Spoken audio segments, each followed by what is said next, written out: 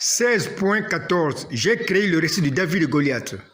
16 comme 16e vidéo, 14 comme partie 14. Dans la vidéo, j'ai créé le récit de David et Goliath.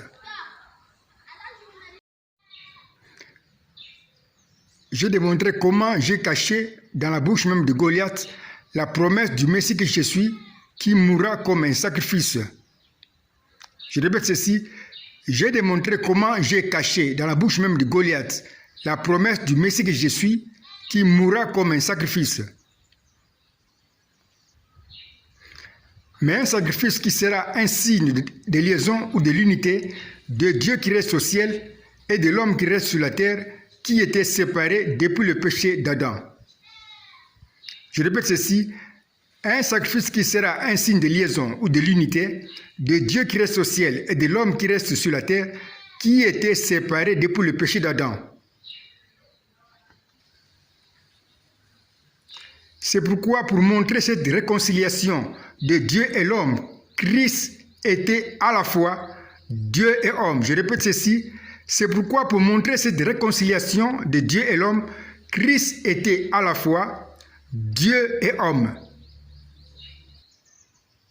Ceci est confirmé par Paul qui dit dans Colossiens 1:20, « Il a voulu par lui réconcilier tout avec lui-même. » Tant ce qui est sur la terre, que j'ai représenté par les bêtes de la terre, et ce qui est dans le ciel, que j'ai représenté dans les paroles de Goliath, par les oiseaux du ciel, en faisant la paix par lui, par le sang de la croix, que j'ai représenté dans la bouche de Goliath, par le sacrifice de David qui sera mangé, selon Goliath, par les oiseaux du ciel et par les bêtes de la terre.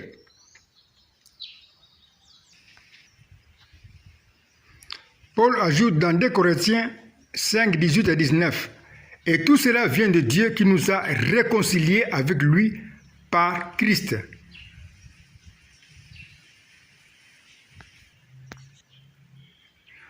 Et qui nous a donné le ministère de réconciliation. Je répète ceci. Et tout cela vient de Dieu qui nous a réconciliés avec lui par Christ. Et qui nous a donné le ministère de réconciliation.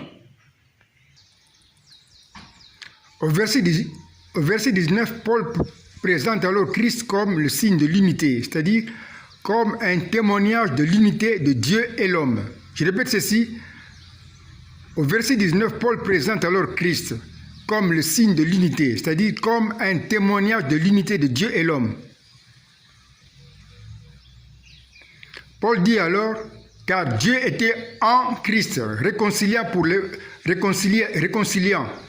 réconcilier le monde avec lui-même, en n'imputant point aux hommes leurs offenses. Et il a mis en nous les paroles de réconciliation. Je répète ceci. Car Dieu était en Christ, réconciliant pour réconcilier le monde avec lui-même, en n'imputant point aux hommes leurs offenses, et il a mis en nous les paroles de réconciliation. Christ était le signe de l'unité de Dieu et l'homme qui étaient séparés, comme le montre le dessin ci-après. Christ est à la fois Dieu et homme, selon 2 Corinthiens 5, 19. Je répète ceci, Christ était le signe de l'unité de Dieu et l'homme qui étaient séparés, comme le montre le dessin ci-après. Ce dessin nous montre clairement Christ qui est à la fois Dieu et homme, selon ce que dit 2 Corinthiens 5, 19. Le dessin nous montre très bien que Christ est à la fois Dieu et homme, selon 2 Corinthiens 5, 19. Nous verrons bien cette réconciliation quand nous allons dessiner mon ciel. Je répète ceci, le dessin nous montre clairement que Christ est à la fois Dieu et homme, selon 2 Corinthiens 5, 19. Nous verrons bien cette réconciliation quand nous allons dessiner mon ciel. Voici maintenant la condition pour rencontrer Dieu que je suis.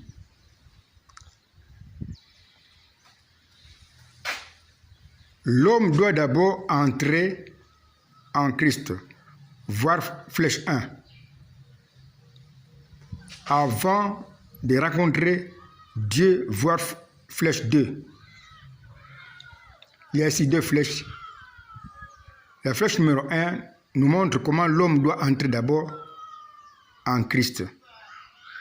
La flèche numéro 2 nous montre comment Dieu maintenant va rencontrer Dieu qui était en Christ.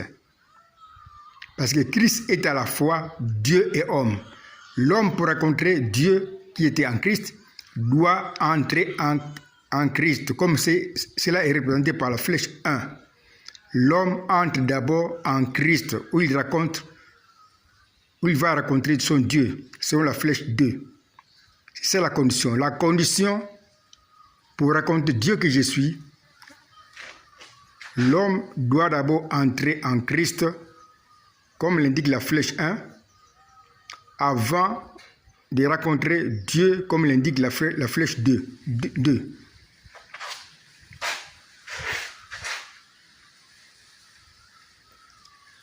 L'homme entre d'abord en Christ, avant de rencontrer Dieu qui est en Christ.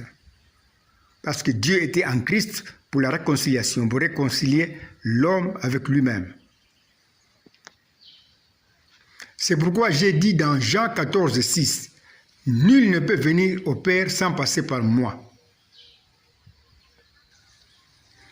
Je suis donc l'unique chemin pour arriver à mon ciel, comme je l'ai promis aussi par une échelle vue en songe par Jacob, et qui a uni le ciel et la terre qui étaient séparés. Je répète ceci, je suis donc l'unique chemin pour arriver à mon ciel, comme je l'ai promis aussi par une échelle vue en songe par Jacob, et qui a uni le ciel et la terre qui étaient séparés.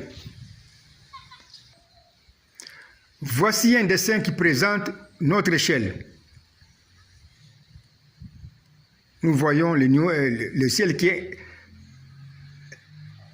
indiqué par la flèche. Nous avons aussi la terre. L'échelle relie la terre et le ciel qui étaient séparés. Voici mon signe d'une même chose dans ce dessin. Le ciel, la terre et l'échelle ont une même chose qui les unit comme leur pasteur signe de l'unité. Je répète ce que je dis. Voici mon signe d'une même chose dans ce dessin. Le ciel, la terre et l'échelle ont une même chose qui les unit comme leur pasteur signe.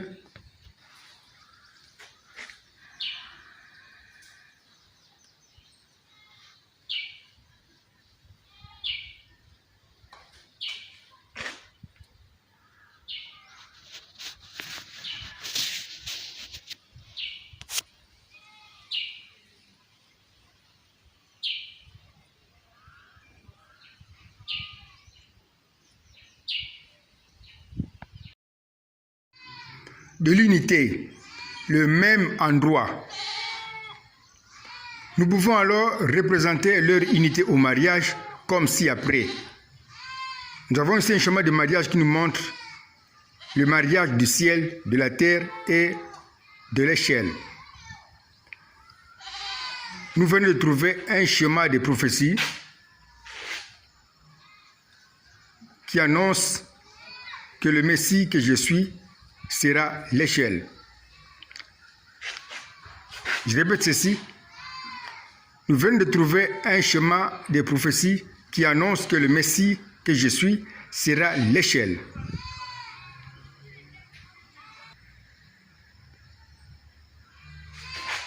Mais l'unique échelle prévue pour faire monter les gens à mon ciel. Je répète ceci. Nous venons de trouver un schéma de prophétie qui annonce que le Messie que je suis sera l'échelle. Je répète ceci, nous venons de trouver un schéma de prophétie qui annonce que le Messie que je suis sera l'échelle. mais l'unique échelle prévue pour faire monter les gens à mon ciel.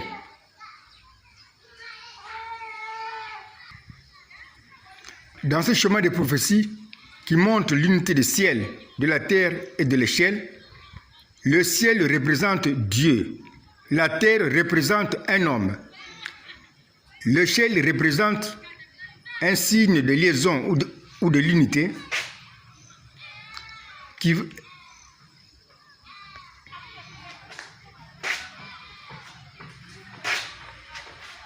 Je répète ceci, l'échelle représente un signe de l'unité, un signe de liaison ou de l'unité qui va unir Dieu qui est représenté par le ciel et l'homme qui est représenté par la terre. Je répète ceci. L'échelle représente un signe de liaison de l'unité qui va unir Dieu qui est représenté par le ciel et l'homme qui est représenté par la terre. Dieu et l'homme étaient séparés comme le ciel et la terre. Il fallait donc Christ comme une échelle ou signe de liaison ou de l'unité pour les unir. Je répète ceci, Dieu et l'homme étaient séparés comme le ciel et la terre. Il fallait donc Christ comme une échelle ou signe de liaison ou de l'unité pour les unir.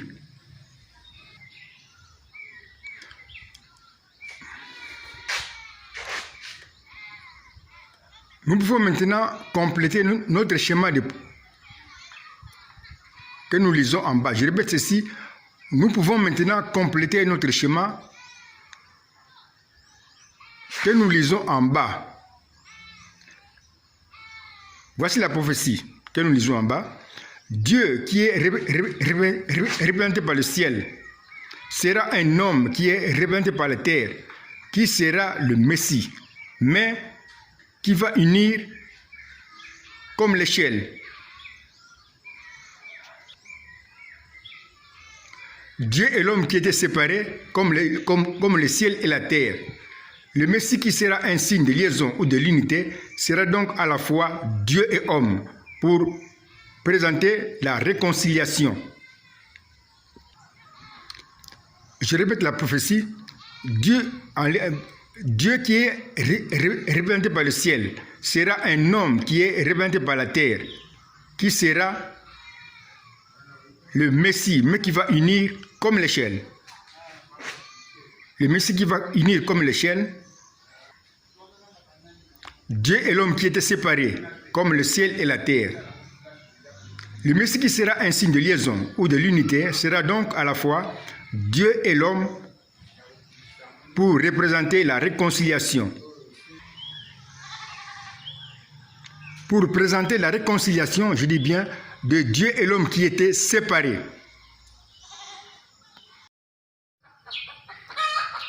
Je viens de démontrer que Goliath, sans le savoir, avait annoncé que le Messie que je suis va mourir comme un sacrifice représenté par David. Je répète ceci. Je viens de démontrer que Goliath, sans le savoir, avait annoncé que le Messie que je suis va mourir comme un sacrifice représenté par David. Si quelqu'un ose dire que moi, le Messie, n'était pas mort, la prophétie donnée par Goliath le déclare grand menteur et faux prophète. Je répète ceci. Si quelqu'un ose dire que moi, le Messie, n'était pas mort, la prophétie donnée par Goliath le déclare grand menteur et faux prophète. Reprenons ici, mais autrement, cette belle prophétie donnée par Goliath. Quand David va mourir comme un sacrifice, selon la prophétie de Goliath, au même endroit, nous aurons ceci. Les oiseaux du ciel, un cas possessif, les bêtes des champs, un autre cas possessif, et David mort comme un sacrifice, au même endroit.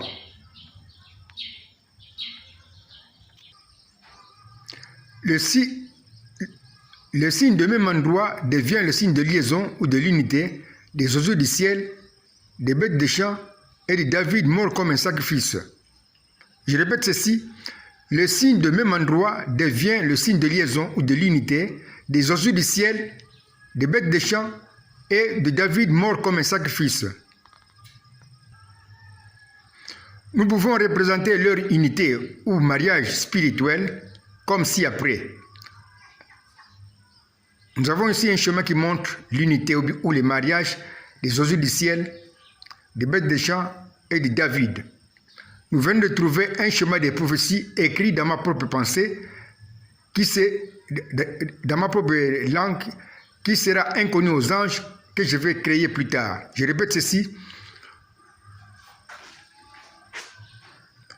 Nous venons de trouver un chemin de prophétie écrit dans ma propre langue, qui sera inconnu aux anges que je vais créer plus tard.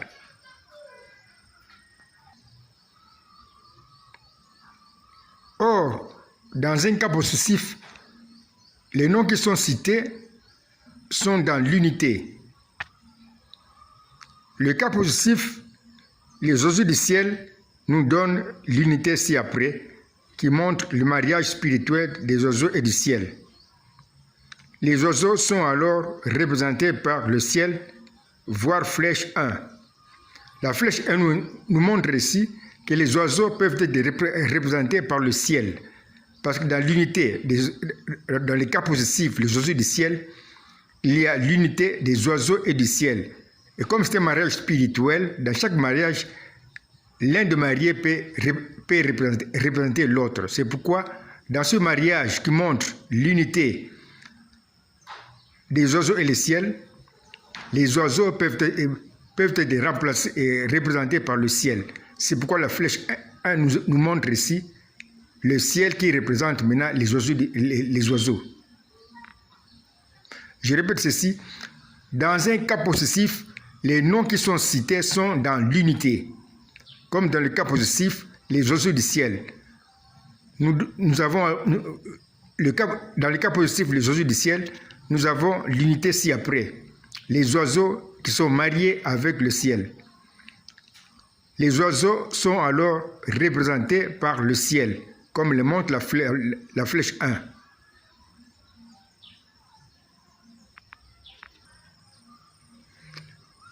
Dans le cas positif, les bêtes des champs, nous avons l'unité ci-après, qui montre le mariage spirituel des bêtes et des champs. Dans cette unité ou mariage spirituel, les bêtes peuvent être représentées par les champs, comme le montre la flèche 2. Je répète ce que j'ai dit. Dans le cas positif, les bêtes des champs, nous avons l'unité ci-après, qui montre le mariage spirituel des bêtes et des champs. Dans cette unité ou mariage spirituel, les bêtes peuvent être représentées par le champ, comme le montre la flèche 2.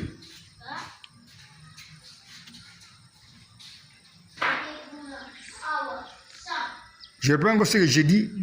Dans le cas positif, le bête des champs, nous avons l'unité ci-après qui montre le mariage spirituel des bêtes et des champs.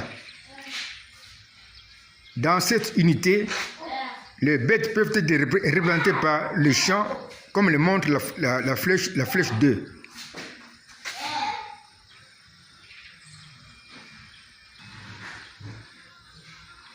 Le champ, dans ma pensée, représente la terre, voire flèche 3. Je répète ceci, le champ, dans ma pensée, représente la terre, comme le montre la flèche 3. Nous avons dit que dans le cas positif, les bêtes des champs, il y a le mariage spirituel des bêtes et des champs. Dans ce mariage spirituel, les bêtes sont représentées par le champ. Mais dans ma pensée, le champ représente seulement la terre.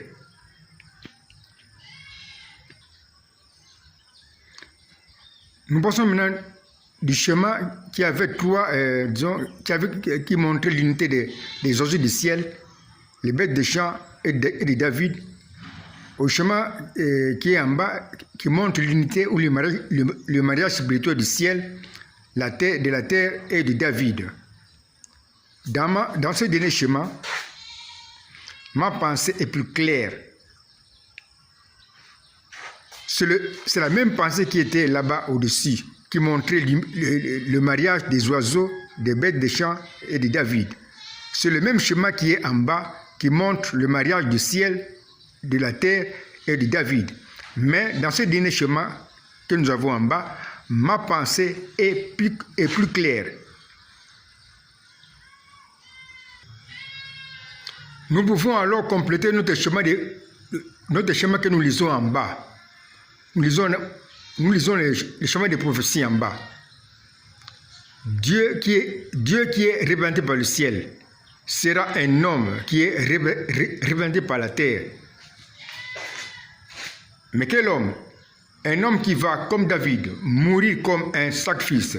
Je répète ceci. Dieu qui est représenté par le ciel sera un homme qui est représenté par la terre. Mais quel homme? Un homme qui va, comme David, mourir comme un sacrifice.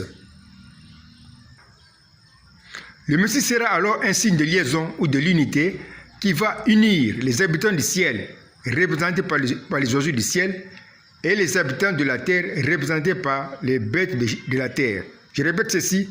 Le Messie sera alors un signe de liaison ou de l'unité qui va unir les habitants du ciel qui sont représentés par les oiseaux du ciel et les habitants de la terre qui sont représentés par les bêtes de la terre.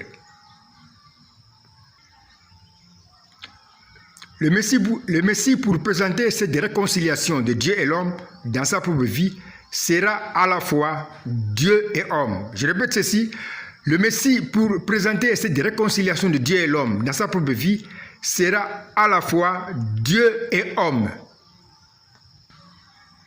Voilà mon chéri 4 bâtonnets. C'est tout ce qu'il y a pour démontrer que j'ai créé le récit de David et Goliath avant même de créer un ange et ce monde. Je répète ceci. Voilà mon chéri 4 bâtonnets. C'est tout ce qu'il y a pour démontrer que j'ai créé le récit de David et Goliath avant même de créer un ange et ce monde. Ciao alors mon chéri 4 bâtonnets. L'écrivain répond, merci grand Logos pour ta précieuse conduite. Ciao mon chéri. Le Seigneur répond, ok ciao.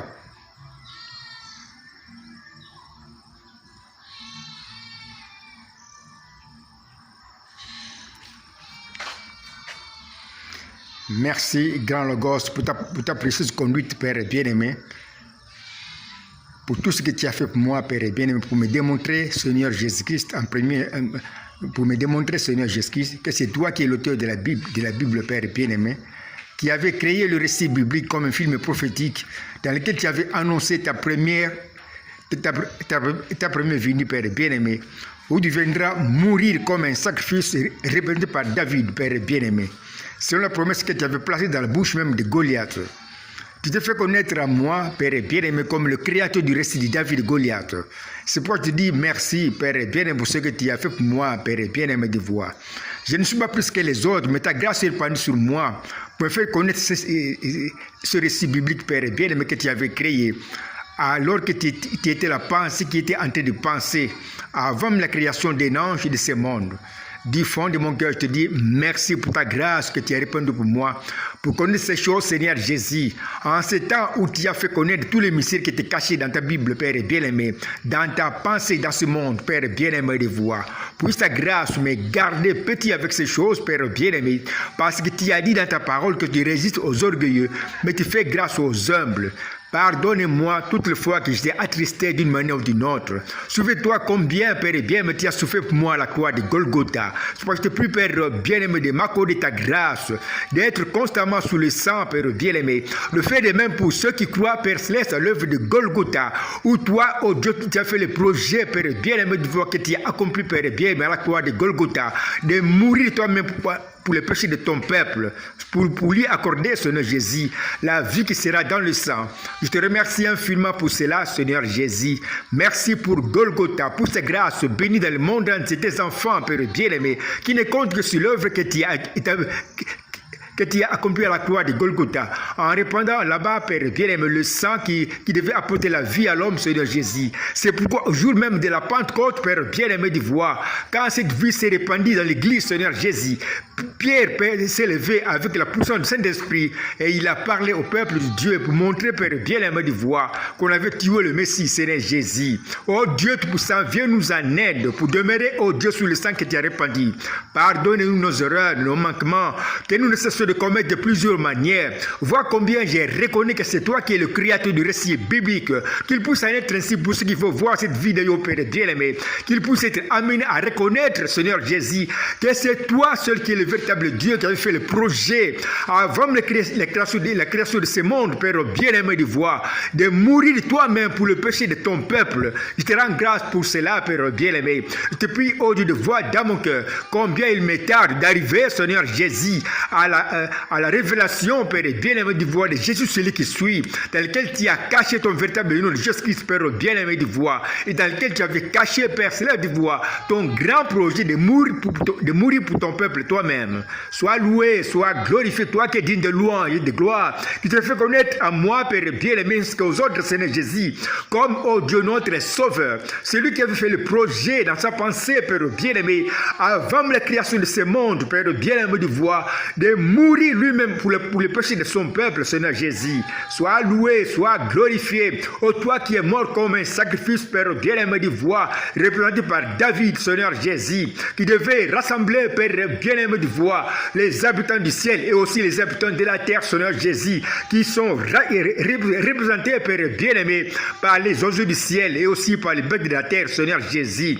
Parce que, oh Dieu Tout-Puissant, Père Céleste, par ton sacrifice, tu as ouvert, oh Dieu, le chemin de l'unité de l'homme Dieu qui était séparé, Père bien-aimé. C'est pourquoi, oh Dieu Tout-Puissant, tu as donné un songe à Jacob pour montrer que tu es aussi l'échelle qui devait venir comme signe de liaison, Père bien-aimé, pour unir, oh Dieu Tout-Puissant, le ciel et la terre qui étaient séparés, c'est vrai. Mais voilà que, Père bien, ta grâce est répandue sur ton peuple que nous sommes. Et tu as disposé pour nous l'échelle, qui est Christ lui-même, Père bien-aimé, afin que chacun puisse avoir l'occasion de grimper l'échelle, Seigneur Jésus, et d'arriver au ciel. Cela accomplit ta parole disant, Père bien-aimé, nul ne peut venir au Père sans passer par moi, parce que c'est toi qui es l'échelle. Pour ta grâce, amener ceux qui vont lire ceci à comprendre, Père bien-aimé, qu'en dehors de Christ, il n'y a pas... Il n'y a pas de possibilité d'arriver au ciel. Oh Dieu, viens au secours de ton peuple, Père bien-aimé, qu'il puisse comprendre, Père bien-aimé, que l'échelle c'est Christ, Père bien-aimé, pour monter au ciel. Sois loué, sois glorifié pour ce que tu as accompli, Père bien-aimé. Qu'il soit reconnu que c'est toi qui es le véritable Dieu. Or, toi, il n'y a point de Dieu. Merci pour ce que tu vas encore nous ajouter, parce que je sais que tu m'accordes plus que ce que je demande. Au nom de Seigneur Jésus-Christ, pour la gloire de ce nom. Amen.